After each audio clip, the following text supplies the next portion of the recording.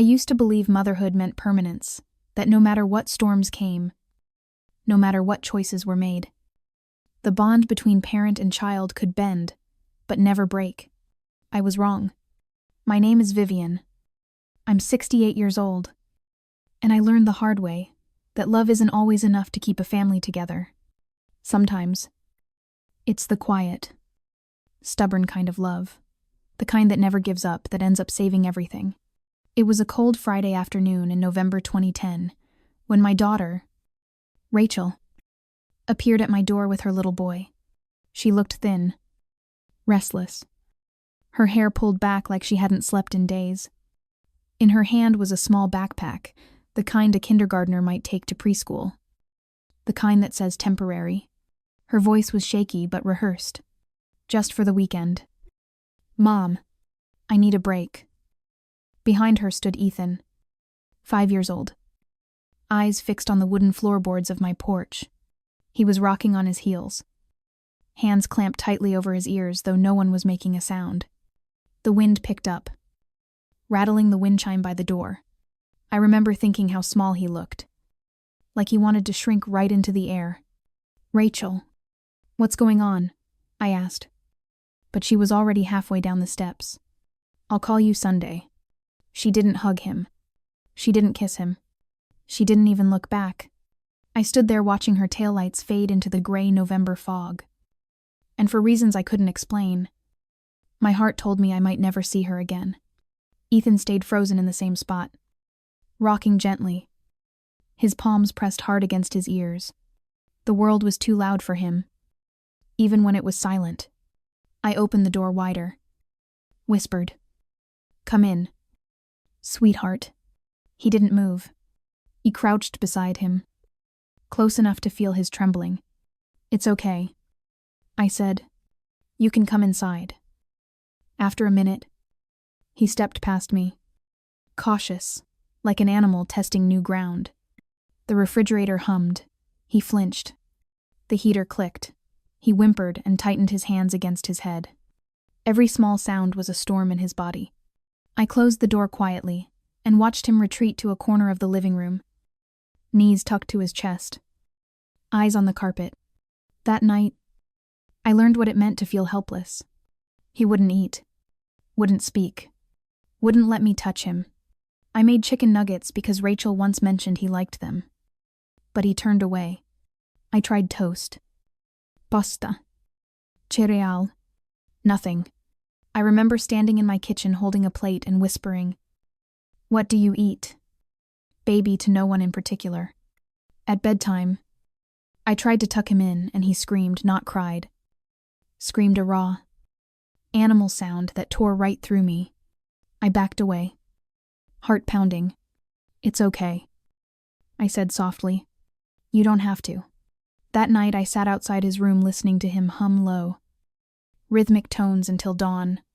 I didn't sleep either. By Saturday morning, panic had set in. I called Rachel. No answer. I left a voicemail calm at first. Then desperata.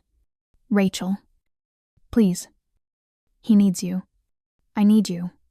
The silence on the other end stretched through the weekend, through the week, through the month. 2 weeks later, I took Ethan to the pediatrician. "He's autistic," the doctor said gently, as if naming it would make it easier. "Has anyone talked to you about evaluation or therapy? His mother was supposed to handle that." I said. The doctor's eyes softened. "Then I guess you're handling it now." And so I did. Not perfectly, not gracefully, just steadily one day. One meltdown. One soft-spoken routine at a time. I learned he needed scrambled eggs every morning. Toast cut diagonally. Never touching the eggs. I learned he needed the same route to therapy every single day, or he'd cry in the car. I learned not to touch him unless he reached for me first. Slowly, the screaming stopped. He still didn't talk. But he watched me, observed, measured. One morning, I woke early and found him sitting on the living room rug with a pile of toy cars. They were arranged in a line, perfectly ordered by color gradient red. Orange red, Orange. Yellow-orange. Yellow. The transitions were so subtle I had to squint to see the shift. That's amazing. Ethan. I whispered. He didn't look up. But his hand kept moving with surgical precision. It felt like watching logic in motion, a kind of quiet genius wrapped in fragility. Christmas came. Still no word from Rachel. I baked cookies, hoping the smell of sugar and vanilla might coax Ethan into the kitchen. He sat at the table watching me cut stars and trees from the dough. Expression blank but calm. Then the phone rang. I dropped the cutter and lunged for it. Rachel. Her voice was flat. Almost empty. I can't do this anymore. Mom. I tried. My chest tightened. What do you mean he's yours? Her voice cracked once. Then steadied. You can't. Rachel. Wait. The line went dead. I stood there with the phone in my hand. The cookies burning in the oven. Smoke curling up from the tray. I turned off the heat. Pulled out the blackened cookies. Sat on the kitchen floor. And cried. That's when Ethan appeared in the doorway, holding the little yellow cup I'd given him the day he arrived. He set it gently beside me and walked away. I looked at that cup and realized something: he couldn't say thank you. But he understood care in his own language. That was the night I decided he wasn't temporary. He was mine. Whether Rachel came back or not. The years that followed blurred into a pattern of quiet repetition, the only kind of life that worked for him. Every morning. Eggs and toast. Every Friday. The same cartoon episode. Every bedtime. Me saying goodnight from the doorway. Never crossing the invisible line he'd drawn around his comfort. Slowly. Tiny miracles began to happen. He started writing, not stories, but marks. Lines. Symbols in notebooks from the dollar store. Then words. Then full sentences. He learned to say things like egg, school, home, and one morning, out of nowhere, he asked, "Why did Mom leave?" I almost dropped the pan I was holding. His voice was so small, so steady. She said she couldn't handle it. I whispered.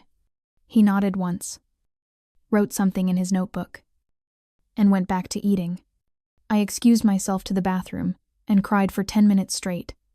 Honesty, I decided, was the only gift I could offer him that. And consistency. So I kept the world predictable. Held it still. Made it safe. Years passed. He grew taller. Quieter. Sharper. When he was 9, the school tried to move him into a special classroom.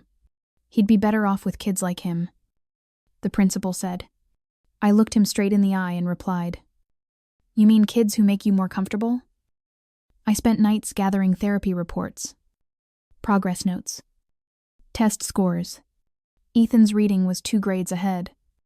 His math, 3. The problem wasn't his mind, it was the world's refusal to see it.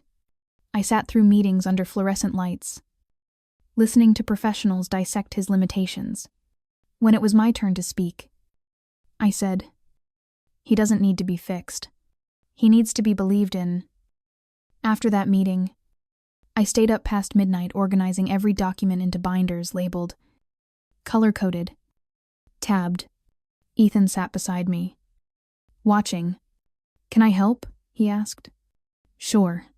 He rearranged everything by date, by type, by progress. Perfect order. When I asked how he knew what made sense, he simply said, "Patterns." That was the first time I realized how his mind worked. Not broken.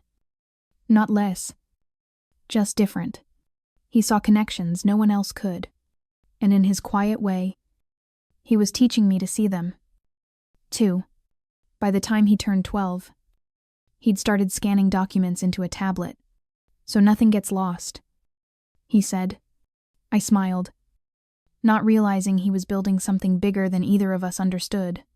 At 13, he was coding. At 15, he'd built something extraordinary, a system that could prove whether a document was real or fake. He told me it was about patterns of truth. I didn't know it then. But that same pattern would one day save us both. When Ethan was 16, everything we had built together, every quiet breakfast, every fight I'd fought in those fluorescent-lit school offices, every word he'd learned to say came under attack in a single afternoon. It started with the doorbell, a sharp, insistent sound that cut through the calm of our house. I remember the smell of lemon cleaner lingering in the air, the half-empty mug of coffee cooling on the table, the faint hum of Ethan's computer down the hallway. When I opened the door, my breath froze in my chest. Rachel.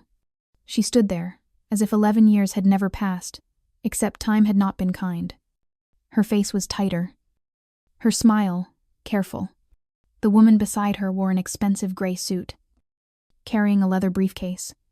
The man next to her adjusted his tie and introduced himself smoothly. I'm Stephen Walsh, representing Mrs. Rachel Cooper.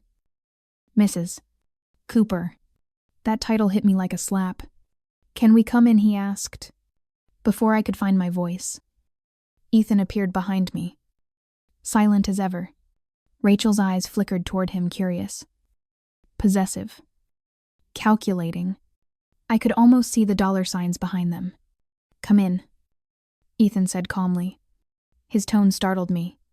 I stepped aside, my heart hammering. They entered like people who already believed they belonged. We sat around the same kitchen table where I had taught Ethan to hold a spoon, to write letters, to look me in the eye. Now his mother sat there, her hands folded neatly, while her lawyer opened his briefcase and began speaking with the precision of a man used to getting his way. Mrs. Cooper, he began, looking at Rachel and then at me. We're here to discuss legal guardianship and financial custody of Ethan Cooper. He blinked. I'm sorry. What? Rachel's voice softened, almost maternal. Mom, I know you've done so much. You've raised him beautifully. But he's still my son. He needs his mother now, especially with all this attention and money. Money. The word scraped out of my throat. Her lawyer didn't blink. Given Ethan's age, still a minor, and the considerable assets resulting from his software sale, it is in his best interest for his legal parent to oversee those finances. I stared at the folder he slid across the table. Custody forms. Notarized statements. Proof of financial support. Visitation records. They looked official, heavy paper. Blue seals. Rachel's signature flowing confidently across the bottom. These are fake, I whispered. Unless you can prove that, the lawyer said with a polite smile. They stand as valid evidence. My fingers trembled as I reached for the papers. They even smelled real, that faint chemical tang of fresh toner and legal weight. My heart sank. Rachel tilted her head, pretending sadness. I never wanted to do this.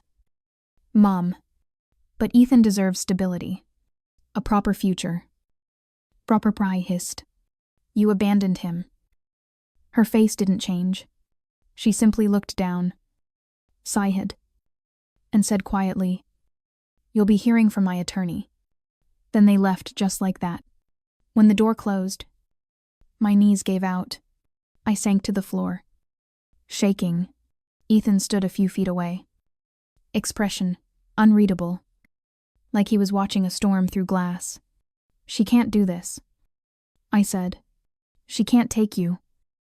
He looked at me then, his eyes calm, impossibly calm. We'll need a lawyer, he said. We hired one Linda Reyes, a family attorney recommended by a friend of a friend. She was kind, pragmatic, and brutally honest. She came to our house 2 days later. We sat again at the kitchen table that had seen everything, surrounded by binders, my binders' years of therapy notes, report cards, receipts, every scrap of paper that proved I'd raised him. Linda spread Rachel's documents beside them, moving slowly, studying every line. I watched her face shift, first concentration, then doubt. These are very sophisticated, she said at last. If they're forged, Whoever made them knew exactly what they were doing. But on the surface, they're legitimate. But they're lies, I said, voice cracking. I have everything. Every doctor visit. Every bill I paid. She hasn't sent a dime. I believe you, Linda said. But without concrete evidence, without verifiable proof that these are falsified, the court may side with her. Because legally, she never terminated her parental rights. I felt the room tilt. So she can just take him. Linda hesitated. She's not asking for physical custody. She's asking for financial guardianship control over his money until he's 18. $3.2 million. That's what this was about. Not love. Not redemption. Money. That night, I sat at the kitchen table long after Ethan went to bed, staring at the neat rows of binders I'd built over the years. I thought of every night I'd stayed up researching sensory therapies. Every time I'd fought the school to keep him in a regular classroom. Every morning I'd made eggs just the way he liked them. And I thought of losing him not to death, but to paperwork. When I finally stood to go to bed, I saw the light under Ethan's door. I knocked softly. Sweetheart, you should sleep. We have a lot ahead of us. I'm working, he said. His voice was calm. Measured. On what? My records. I frowned. It's 3 a.m. He didn't turn around. His computer screens glowed cold blue light across his face. Lines of code. Spreadsheets. Digital files, all moving in patterns I couldn't follow. Ethan, you can't fight them with code. I whispered. He didn't answer. Just kept typing. Please. Honey. Try to rest. We'll talk tomorrow. Tomorrow, he said quietly. And that was that. When morning came, neither of us ate breakfast. I sat with my hands around a cold cup of coffee. Ethan dressed neatly. In a button-down shirt he'd ironed himself. He looked older than 16, older than I'd ever seen him. In the car, the silence was thick. Linda met us at the courthouse steps, folders in hand, her expression carefully composed. Stay calm, she reminded me. Let me do the talking. The courtroom was smaller than I'd imagined. Too bright, too clean. The kind of place where truth felt procedural. Rachel sat at the front with her lawyer, wearing soft pastel colors, her hair loose, face painted in regret. She looked like the picture of motherly concern. When her attorney spoke, the words came smooth and polished. My client, Mrs. Rachel Cooper, has maintained consistent contact and financial support throughout her son's life. She seeks to resume guardianship now that he's approaching adulthood, ensuring his assets are responsibly managed. He laid the documents on the evidence table like holy scripture. Stamped. Signed. Bound. Judge Harrison. A woman with gray hair and a hard face. Examined them carefully. Then she looked at Rachel. Mrs. Cooper, please describe your involvement. Rachel folded her hands, her voice trembling with rehearsed sincerity. Your Honor, I visited regularly monthly. When possible, I sent money orders. I called often to check on his progress. I let my mother provide day-to-day care while I got my life together. Her eyes glistened with fake tears, but I never stopped being his mother.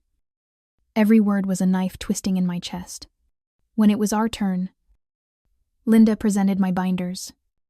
The records of Ethan's entire life therapy appointments. School reports. Doctor's notes all under my name.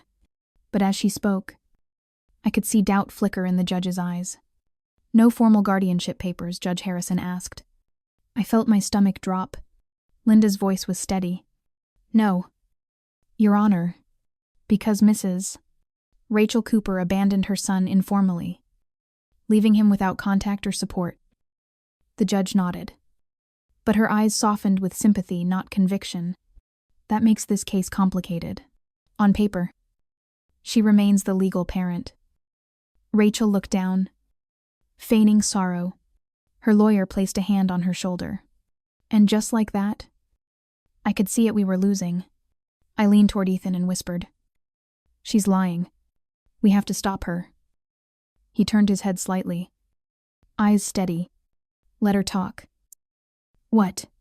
"Let her say everything she wants to say." I didn't understand. My heart was pounding. My throat dry. We were standing on the edge of losing everything. And my grandson, the boy I'd raised, the boy who had barely spoken for years, sat there calm as a still lake. The judge asked, "Ethan, do you wish to speak?"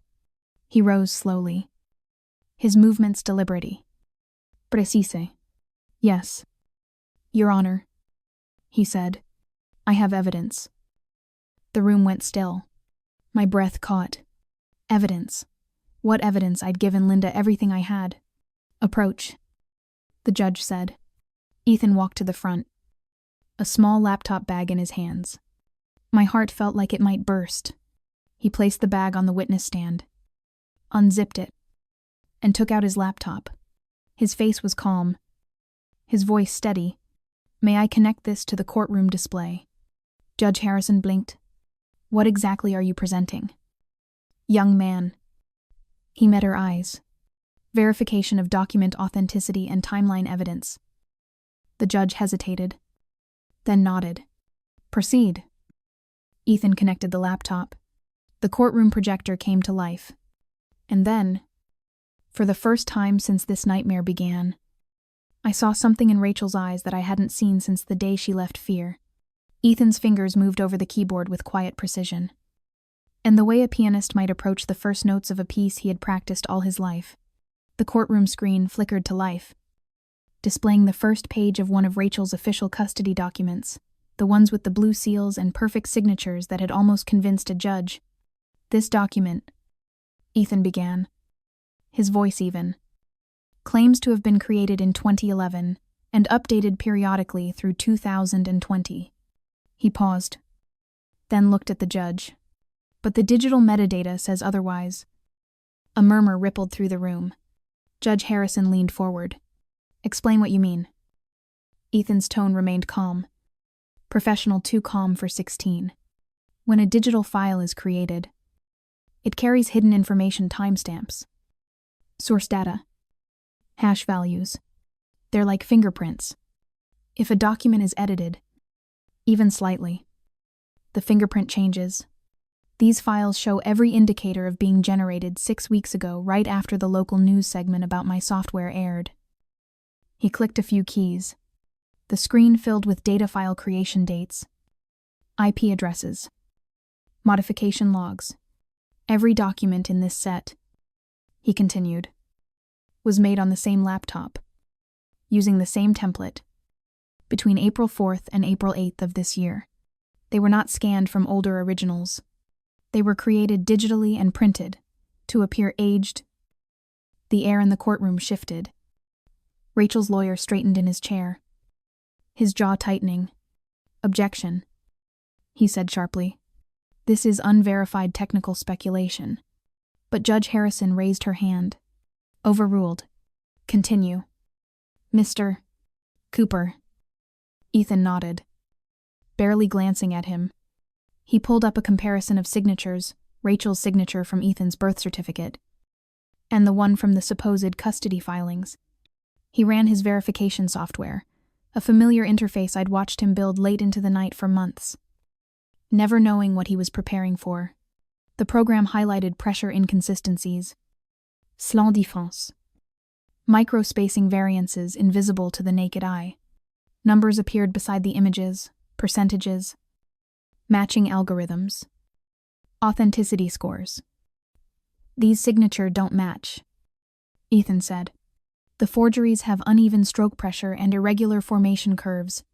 The person who created them tried to replicate her old style but lacked muscle memory from the original hand. Statistically, the probability of the same writer producing both sets is less than 1 in a billion." I could hear my heart in my ears. The whole courtroom was silent except for his voice. Rachel's lawyer tried again. "Metadata and probabilities aren't proof. They could have been tampered with." Ethan turned to him. Calm, but razor sharp. No, they couldn't. Every file in this chain is verified through my own system, the one Anderson Security purchased last month. It's designed to detect tampering. Each verification key is cross-referenced through blockchain-based timestamps. If even one byte were altered, the entire chain would collapse. Judge Harrison looked stunned. You built that system? Yes. Your Honor. Ethan replied simply. I designed it to prove what's real. He opened another window, his timeline. I recognized it immediately. The thousands of scanned pages we'd uploaded together over the years, calendars, receipts, therapy notes, photographs, each one marked, organized, verified. Mrs. Cooper claims she visited me in December 2013. He said, here's my grandmother's calendar from that month. Every day recorded therapy. School. Grocery shopping. No visits. He clicked again. Photos appeared on the screen. Me and Ethan at the Christmas market. The date stamped at the bottom. December 21st. 2013. He said. My mother isn't in any of these. She wasn't there. Another click. She says she sent $500 for therapy in April 2015. Here's my grandmother's bank statement for that month. No deposit. Here's the therapy invoice paid in cash from her account. The judge leaned forward. How far back does your data go? Everything since 2010. Ethan said. Every receipt. Every call log. Every school record. My grandmother documented everything. And I digitized it. Each file has been verified against external databases for authenticity. None of it can be altered without leaving a trace. He paused. Mrs. Cooper also claimed she called regularly. Here are the full phone logs from 2011 through 2020. 0 incoming calls from her number. Rachel's face had gone pale. She glanced at her lawyer. But he was staring at the floor. Ethan turned back to the judge. Every claim she made can be disproven with verifiable data. My system checks time signatures, device sources, embedded IDs. The truth isn't a matter of opinion. Your Honor, it's a matter of math. A long silence followed. Rachel's hands began to tremble. That's impossible. She whispered. I did call. I visited. Do you have proof? The judge asked. Rachel looked the disparity. No. But receipts, photos, any document. Her mouth opened and closed. No sound coming out. Ethan's gaze didn't waver. You didn't. Mom, you left. And I have every day of that absence recorded. The courtroom stayed utterly still. Judge Harrison looked from Rachel to Ethan. Then to the glowing screen of hard evidence, the relentless precision of truth. Finally, she spoke. Her tone was quiet but cold. Mrs. Rachel Cooper, your testimony is inconsistent with the digital records presented here. Given the overwhelming evidence of falsified documentation, I find your claim not credible. Rachel let out a strangled sound. The judge continued. Her voice firm now, echoing off the paneled walls. Full legal and financial guardianship is awarded to Vivian Cooper. Effective immediately. Furthermore, I am referring this case to the District Attorney's Office for investigation into possible perjury and fraud. The gavel struck once final. Resounding. Rachel's face crumpled. The lawyer beside her looked like he wanted to vanish. Ethan simply closed his laptop and turned to me. It's over, he said softly. Outside. The sunlight was warm on my face. I hadn't realized I'd been holding my breath until I stepped onto the courthouse steps. For the first time in years, the air felt clean. I looked at Ethan calm. Steady. Unreadable as always. You knew. I said. You knew what she'd do. He nodded once. Patterns repeat. He said quietly. I wanted to be ready. I wanted to say something that captured the enormity of what he'd done. How he'd taken all the pain and confusion of his childhood and turned it into armor. But no words came. I just pulled him into my arms, half expecting him to stiffen like before. He didn't. That was the first time in 11 years he let me hold him. The world kept moving, but slower. Softer somehow. Rachel pled guilty to falsification charges and was sentenced to 2 years of probation and community service at an autism center, a bitter kind of justice. I never saw her cry, but I heard she stayed late most nights, reading to nonverbal children. The kind of children she once walked away from. Maybe karma isn't punishment. Maybe it's education. Ethan couldn't work in document verification anymore. His sale included a 5-year non-compete clause, but he didn't stop building. "I want to hire people like me," he said one morning, eating breakfast with his old yellow cup beside him. People who see patterns differently. He opened a small company that tested software for errors, tiny, invisible mistakes that most people missed. Within months, he hired 5 others, all on the spectrum. When I visited their office, the space was quiet and bright, each desk neatly arranged, everyone working in calm concentration. One young man looked up when he saw me. "You're Mrs. Cooper," he asked, smiling shyly. "Ethan told us about you. He said you were the only person who ever saw him. Not just what he could do." I had to turn away to hide my tears. That evening, I brought dinner to Ethan's apartment like I always did. We ate in silence, the way we always had peacefully. After we finished, he looked at me and said, "Vivian, yes, I know what you gave up." My throat tightened. "Ethan," he stared at his hands, "you stopped living your life for mine. You stayed when you didn't have to." He swallowed hard. "You're my grandson." He looked up, eyes steady. "You chose me every day, even when I couldn't say thank you." The refrigerator hummed softly between us. "It mattered," he said simply. I reached across the table, close enough for him to feel my warmth, but not my touch. "You were worth every single day," I whispered. He nodded once. "I know." We sat in silence. 2 people bound by a decade of unspoken love and unbroken truth. When I left, I kissed the top of his head. He didn't flinch.